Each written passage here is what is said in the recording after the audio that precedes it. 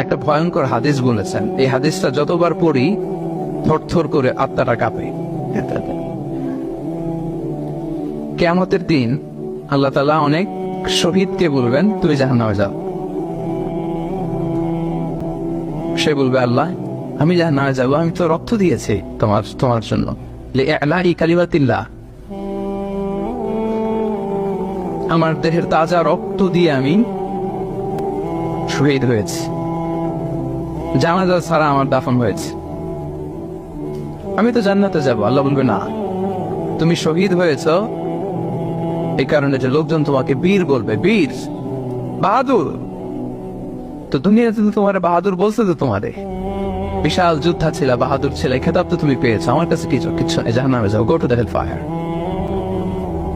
অনেক দানশীলকে আল্লাহ বলবে জাহান্নামে যাও। সে বলবে, আল্লাহ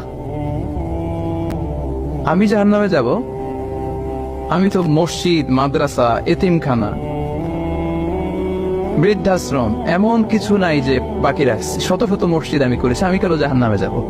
আল্লাহ বলবে, না, তুমি দান করেছিলে এই জন্য যে লোকজন তোমার দানশীল বলবে, দানবীর বলবে, আদেম তাই বলবে, ওটা তো তোমাকে বলা হয়েছে, জাহান্নামে যাও, আমার কাছে কি চাও, go to the hell fire. সেদিন আল্লাহ তাআলা অনেক আলেমকে ডাকবেন, অনেক দাঈদেরকে ডাকবেন, অনেক দুআত ইলাল্লাহদের তিনি ডাকবেন।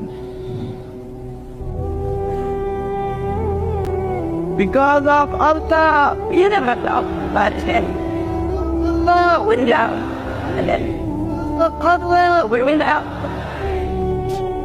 সেদিন অনেক দুআত ইলাল্লাহদেরকে ডেকে আল্লাহ বলবেন যে তুমিও জাহান্নামে যাবে। সে বলবে, আল্লাহ কেন? আমি মানুষকে কোরআন শিখিয়েছি, আমি মানুষকে হাদিস শিখিয়েছি, আমার কথা শুনে অনেক নামাজ পড়েছে, আমার কথা শুনে অনেকে দাঁড়িয়ে রেখেছে, আগে সুদ খেত, আমার কথা শুনে সুদ বন্ধ করেছে, আমার কথা শুনে তো আল্লাহ এরা নামাজি হয়ে গিয়েছে। দ্য এন্টায়ার সোসাইটি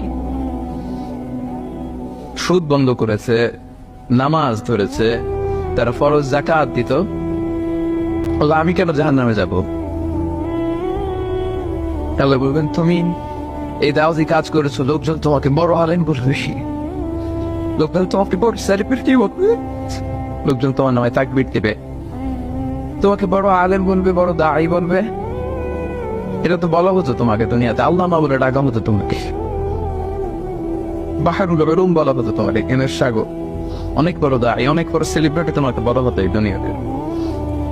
তো যা চেয়েছো তা তো পেয়েছো, আমার কাছে কি চাও?